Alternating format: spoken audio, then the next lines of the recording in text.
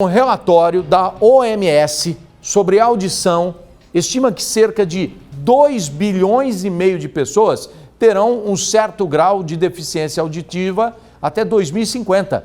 O uso excessivo de fones de ouvido e limpeza incorreta com cotonetes pode colaborar para o problema. Veja só. Limpeza incorreta com cotonetes, fones de ouvidos com frequência. Práticas comuns no dia a dia que afetam diretamente a audição. Eu trabalho no computador pelo menos 8 horas por dia e por conta disso eu acabo ficando com fone de ouvido quase que o dia todo. E isso, ao longo dos anos, tem afetado muito a minha audição, porque eu já percebi que eu tenho assistido televisão cada vez mais alto. Eu trabalho com evento há mais de 15 anos e de semana sempre trabalho com fone de ouvido para fazer edição do material.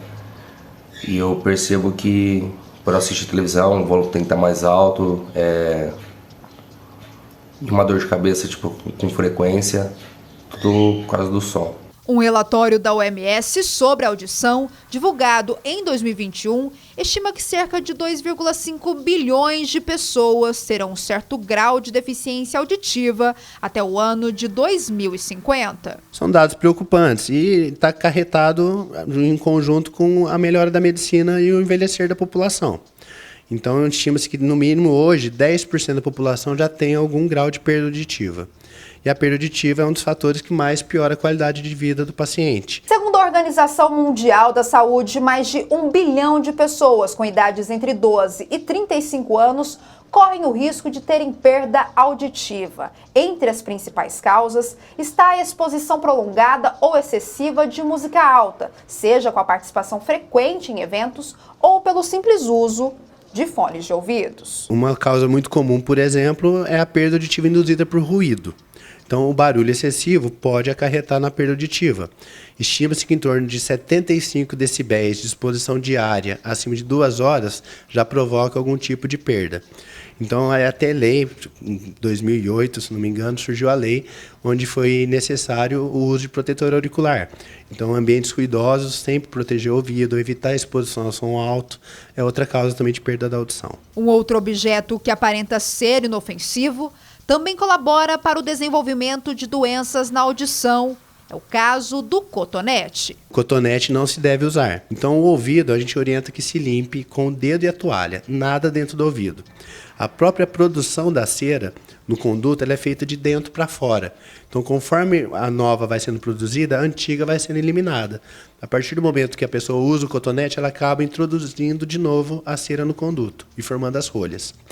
Fora isso, os riscos de laceração de conduto, machucar o canal, que vai perder a proteção, tendo o risco de ter uma infecção, otite externa, perfurar a membrana timpânica, desarticular a cadeia ossicular, que são os ossinhos do ouvido, e todos os problemas que, para corrigir posteriormente, é necessário cirurgia e nem sempre a audição consegue ficar dentro da normalidade posterior. E foi exatamente isso que aconteceu com a empresária Helenice. Eu sempre usei cotonete para limpar o ouvido e por usar o cotonete de forma errada, acabei perfurando o tímpano.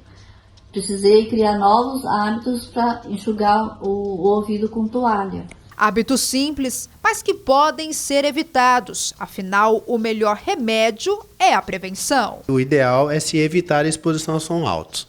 Então, as pessoas que usam fone de ouvido, a gente orienta que usem uma potência inferior a 50% do aparelho e por um tempo não superior a 2 horas.